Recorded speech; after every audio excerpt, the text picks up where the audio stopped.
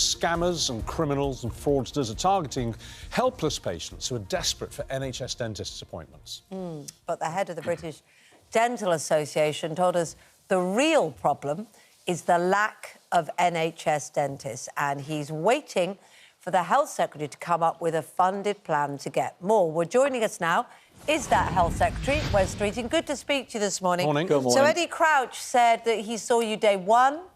He's heard your promises. Where was the detail in the budget to solve it? Where is the information? How can we stop this terrible vacuum that's allowing fraudsters and scammers to feed on the vulnerable? Yeah, well, firstly, I want to thank the British Dental Association for raising awareness of these kinds of scams, and we'll be looking at what more we can do within the law to clamp down on that. But they've done the public a real service this morning in giving some practical advice and help to avoid other people being taken in. But Eddie Crouch is also right that we need to stop the rot in NHS dentistry, which has been allowed to continue for far too long. Eddie was just in the department this week, I think, with the British Dental Association meeting the Minister for Care. He's obviously pointed out we met the commitment we made before the election to get the British Dental Association in the first week of the Labour government, the Monday after the general election. And now the Chancellor has set the budget and the spending review totals for the next few years. We can negotiate the dentistry contract to deliver on our manifesto commitment of 700,000 more urgent dentistry appointments, but also to do the wider fundamental reform that NHS dentistry needs. So we will continue those negotiations and report back as soon as we can. The problem is, Mr. Streeting, is that he has just said it's a drop in the ocean. It's a great start, but it's a drop in the ocean. They haven't seen any detail of it. Great that you honoured the promise to get them in the first week and have a cup of tea or whatever you drank. But he needs to see something really practical. And Jackie Nicholson, who is the person that was scammed, that was alongside him, you know, she only picked up on this scam. She only went for it because for more than 2 years, she, her husband and her grandkids couldn't get in to an NHS dentist. How long are we talking about? Another 2 years? It's an appalling state of affairs that the country's been left in. And as with many other things, we've got to pick up the pieces and clean up the mess we've inherited. In the last 4 months, we haven't waited around.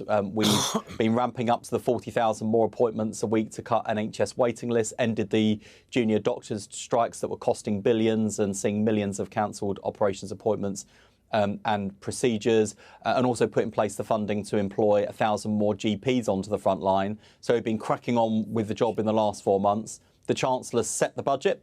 I'll have some tough things to say to the NHS next week about how we manage our budget well and get better care for patients and better value for taxpayers' money, because as dentistry shows, there are lots of competing pressures on NHS budgets at the moment. So we've got to not only spend the new money that's coming, thanks to the Chancellor, wisely, we've also got to make sure the money that's going into the system is being spent as well as it possibly can. OK.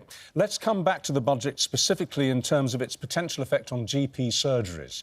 A lot of GPs have been saying since the budget was announced that they're very worried that they may be sucked in to this national insurance hike. And some of them are saying, frankly, it'll put them out of business, and that means their patients won't have a GP to go and see, let alone a dentist. Can you clear this up? Will GP surgeries who are affected by the national insurance rules as they stand have to pay the increase? Well, we'll be negotiating the GP contract with them, as well as taking other steps like setting the hospice grant in the way that we normally do, the dentistry contract I've already mentioned. And obviously on social care as well, I want to make sure that we've got the care provision in place to deal with delayed discharges from hospitals. Can we just stick to GP surgeries at the moment? I'm asking for a simple clarity here. Will GP surgeries, which currently have employees who pay national insurance themselves, will those surgeries be expected to pay more employers' national insurance? It's a simple answer, yes or no. And if it's yes, why?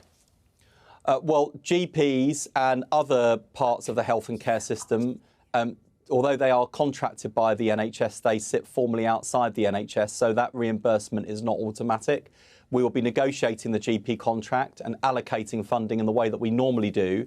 And, of course, I'll be taking into account the added pressure of employers' national insurance contributions, and not just in general practice, but there are a range of other health and care providers that also have concerns. I'm aware of those concerns. I will listen very carefully and make sure that when deciding allocations for the year ahead, we take into account those pressures. Because one of the other concerns was hospices, isn't it? A third of their funding comes from via the NHS. The rest is all charity anyway. People think they provide an extraordinary service, and so they need it. And our Dr. Amir Khan has been very clear. He says the change will cost his surgery, which serves 30,000 people, £250,000. It's unaffordable.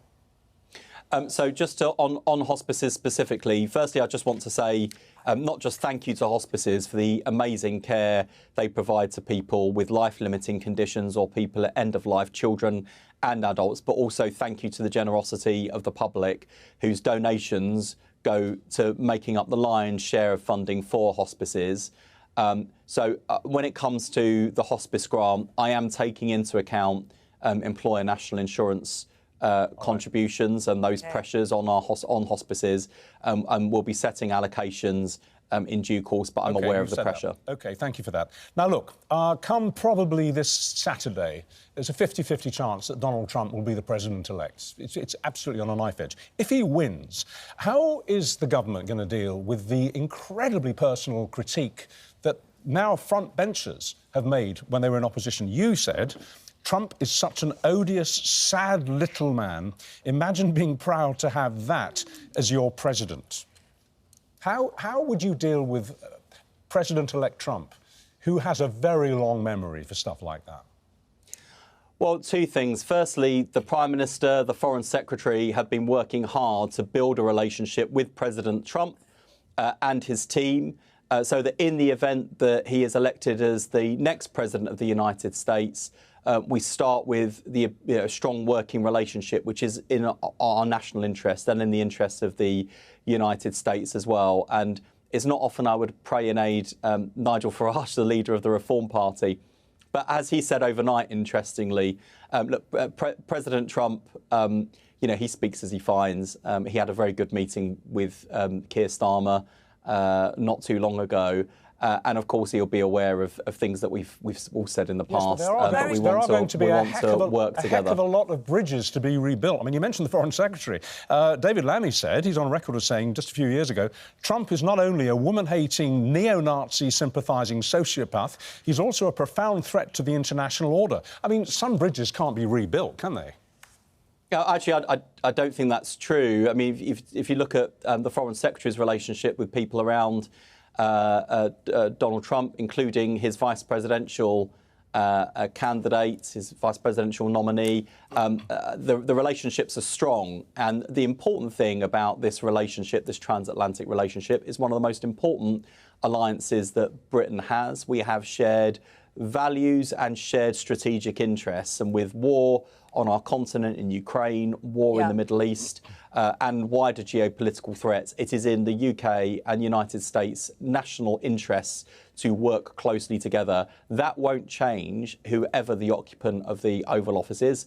And we only have hours now to wait. We do. Until polls close at midnight UK time. I'm assuming you'll be glued to them.